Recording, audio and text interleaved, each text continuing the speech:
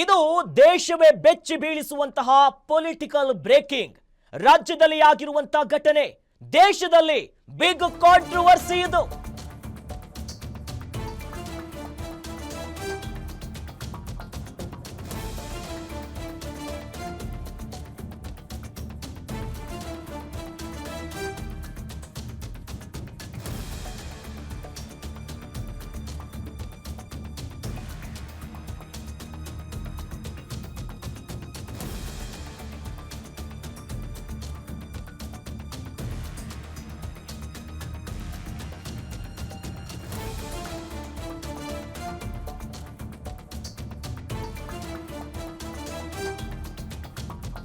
ಇದು ದೇಶವನ್ನೇ ಗಡಗಡ ಅಂತ ನಡುಗಿಸುವಂತಹ political breaking.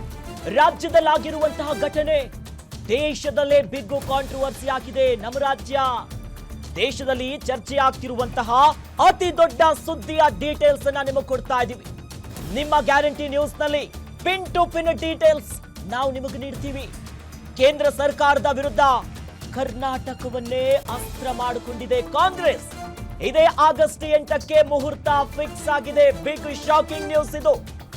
ಮತದಾನ ಪಟ್ಟಿಯಲ್ಲಿ ಆಗಿದೆಯಾ ಬಿಗ್ ಬಿಗ್ ಬಿಗ್ ಗೋಲ್ಮಾಲ್. 6 ಲೋಕಸಭೆಯಲ್ಲಿ ಕಾಂಗ್ರೆಸ್ ಸೋಲಿಗೆ ವೋಟರ್ ಲಿಸ್ಟ್ ಕಾರಣನ ಸಾಕ್ಷಿ ಸಮೇತ ಸಾಬೀತು ಮಾಡಲು ಸಿದ್ಧವಾಗಿದ್ದಾರೆ ಕಾಂಗ್ರೆಸ್ಸಿನ ನಾಯಕರು. ಕರ್ನಾಟಕ, ಮಹಾರಾಷ್ಟ್ರ ಹಾಗೂ ಮಧ್ಯಪ್ರದೇಶದಲ್ಲಿ ದೊಡ್ಡ ಗೋಲ್ಮಾಲು. ಲಾಸ್ಟ್ ಮೂಮೆಂಟ್ ನಲ್ಲಿ ಬಿಜೆಪಿ ಗೆದ್ದಿದ್ದು ಹೇಗೆ, ಕಾಂಗ್ರೆಸ್ ಸೋತಿದ್ದಾದ್ರೂ ಹೇಗೆ? ಒಂದಲ್ಲ ಎರಡಲ್ಲ, ಬರೋಬ್ಬರಿ 36 ಕ್ಷೇತ್ರಗಳಲ್ಲಿ ಮಹಾಮೋಸ. ಚುನಾವಣಾ ಆಯೋಗದ ನಡೆಯ ವಿರುದ್ಧ ಕಾಂಗ್ರೆಸ್ ಗಂಭೀರ ಆರೋಪವೊಂದನ್ನ ಮಾಡಿದೆ. ಅಂತಿಂತ ಆರೋಪ ಅಲ್ಲ, ಸ್ಫೋಟಕ ಆರೋಪ.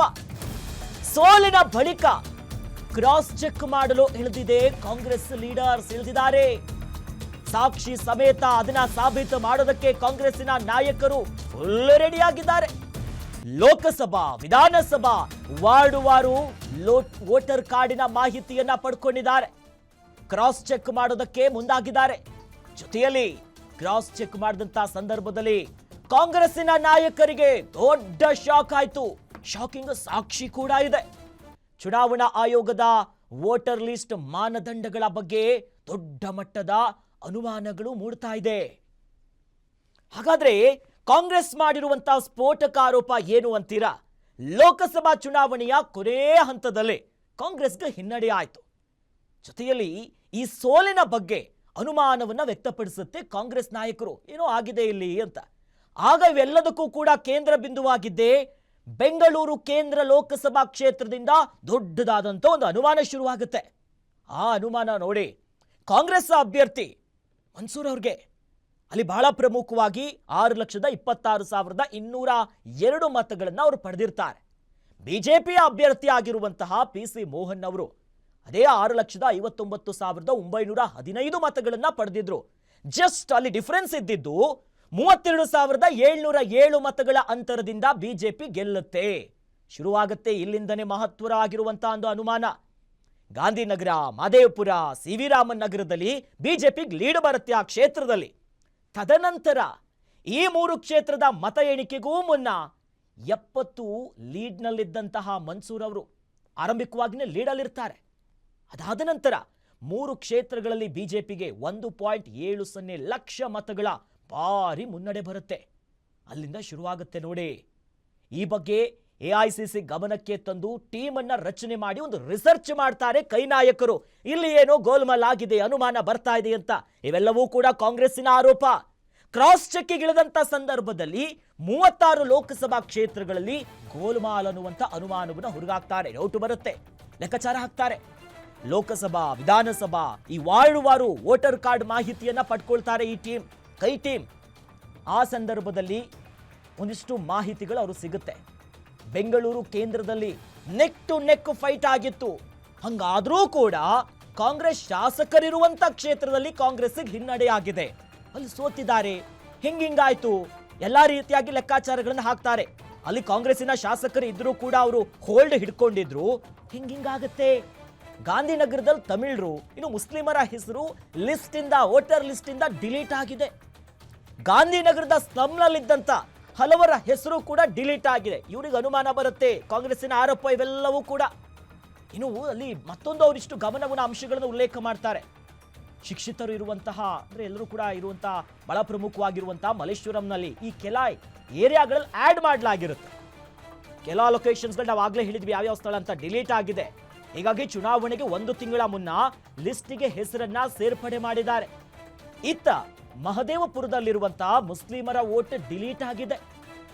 ವಿಧಾನಸಭಾ ಚುನಾವಣೆಯಲ್ಲಿದ್ದಂತಹ ಹೆಸರು ಲೋಕಸಭಾ ಎಲೆಕ್ಷನ್ ಬರೋಷ್ಟರಲ್ಲಿ ಡಿಲೀಟ್ ಆಗಿಬಿಟ್ಟಿದೆ. ಇನ್ನು ಅಪಾರ್ಟ್ಮೆಂಟ್ ಅಲ್ಲಿ ವಾಸಿಸ್ತಿರುವಂತಹ ಕೆಲವರ ಹೆಸರನ್ನ ಹೆಚ್ಚಾಗಿ ಸೇರ್ಪಡೆ ಮಾಡಿದ್ದಾರೆ. ನಾವು ನೋಡಿದ್ವಿ ತಮಿಳರಿರುವಂತಹ ಲೊಕೇಶನ್ಸ್ಗಳಲ್ಲಿ ಏನಾಯ್ತು. ತದನಂತರದಲ್ಲಿ ಅಪಾರ್ಟ್ಮೆಂಟ್ ಅಲ್ಲಿ ಯಾರ್ಯಾರು ವಾಸ ಇದ್ರಲ್ಲ ಅಲ್ಲಿ ಲಿಸ್ಟ್ ಹೆಸರು ಜಾಸ್ತಿ ಆಗಿದೆ, ಸೇರ್ಪಡೆ ಆಗಿದೆ, ಆಡ್ ಆಗಿದೆ. ಸೇರ್ಪಡೆ ಆದವರಲ್ಲಿ ಹೆಸರಲ್ಲಿ ಶಿಕ್ಷಿತರ ಸಂಖ್ಯೆನೇ ಹೆಚ್ಚಿದೆ. ಅದರಲ್ಲೂ ಕೂಡ ಇಲ್ಲಿ ಗಮನಿಸಬೇಕಾಗಿರೋದು ಉತ್ತರ ಭಾರತದಿಂದ ಬಂದವರ ಸಂಖ್ಯೆನೇ ಅತಿ ಹೆಚ್ಚಾಗಿ ಆಡ್ ಆಗಿದೆ, ಸೇರ್ಪಡೆ ಮಾಡಿದ್ದಾರೆ. ನಿಜವಾದ ಅಡ್ರೆಸ್ ಯುಪಿ, ಮಧ್ಯಪ್ರದೇಶ, ಗುಜರಾತ್, ಉತ್ತರ ಭಾರತದ್ದು.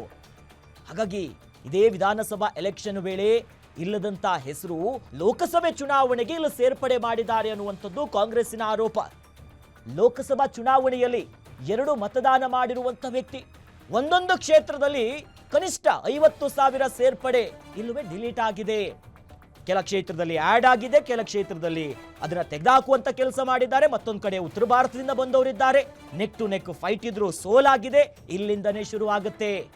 ನಗರ ಪ್ರದೇಶದಲ್ಲಿ ಹೆಚ್ಚು ಗೋಲ್ಮಾಲ್ ಆಗಿರೋದು ದೃಢಪಡಿಸಿಕೊಳ್ಳುತ್ತೆ ಕಾಂಗ್ರೆಸ್. ರಿಸರ್ಚ್ ಮಾಡ್ತಾರೆ, ಅಂಕಿ ಅಂಶ ಲೆಕ್ಕಾಚಾರಗಳನ್ನ ಅವರೇ ಮಾಡ್ತಾರೆ. ಹಾಗಾಗಿ ಸದ್ಯ ಇಂಥದ್ದೊಂದು ಮಹತ್ವವಾದ ಆರೋಪ ಇದೆ. ಬೆಂಗಳೂರು ಕೇಂದ್ರದಲ್ಲಿ ಏನಾಗಿದೆ, ಕೈಯ ಆರೋಪ ಏನಂತೀರಾ, ಅಲ್ಲಿ ಬಹಳ ಪ್ರಮುಖವಾಗಿ ಈ ಕಾಂಗ್ರೆಸ್ ಕ್ರಾಸ್ ಚೆಕ್ ಮಾಡುತ್ತೆ. ಅಷ್ಟಕ್ಕೂ ಅವ್ರು ಮಾಡ್ತಿರುವಂತ ಆರೋಪ ಅಂತಿಂತ ಆರೋಪ ಅಲ್ಲ. ಸ್ವತಃ ಕಾಂಗ್ರೆಸ್ ನಾಯಕರು ಹೇಳ್ತಾರೆ ಸ್ಫೋಟಕ ಅಣು ಬಾಂಬ್ ರೀತಿ ಇದೆ, ಅಲುಗಾಡು ಬಿಡುತ್ತೆ ಎಲ್ಲವೂ ಅನ್ನೋದಾಗಿ. ಮತ್ತೊಂದ್ ಕಡೆ ಅನುಮಾನ ಬರುತ್ತೆ, ಕಾಂಗ್ರೆಸ್ ಯಾವ ರೀತಿಯ ಕ್ರಾಸ್ ಚೆಕ್ ಮಾಡ್ತು ಅಂತೀರಾ ನೋಡಿ. ಆ ಡೀಟೇಲ್ಸ್ ನಿಮ್ಗೆ ಕೊಡ್ತಾ ಹೋಗ್ತೀವಿ. ಅವ್ರು ಎಷ್ಟು ವರ್ಷದಿಂದ ಆ ವಾರ್ಡ್ನಲ್ಲಿ ಇದ್ದಾರೆ. ಈಗ ಡಿಲೀಟ್ ಆಯ್ತು ಆ್ಯಡ್ ಅಂತಿರಲ್ಲ, ಮತದಾರರು ಎಷ್ಟು ವರ್ಷದಿಂದ ಅಲ್ಲಿದ್ದಾರೆ, ಎಷ್ಟು ವರ್ಷದಿಂದ ಅದೇ ವಾರ್ಡ್ನಲ್ಲಿ ಅವರು ಮತದಾರರಾಗಿದ್ದಾರೆ. ಒಂದು ವಾಸವಿರೋದು, ಮತ್ತೊಂದು ಕಡೆಯವರು ಓಟ್ ಹಾಕ್ತಿದ್ದಾರೆ. ಇದನ್ನ ಪರಿಶೀಲನೆ ಮಾಡ್ತಾರೆ.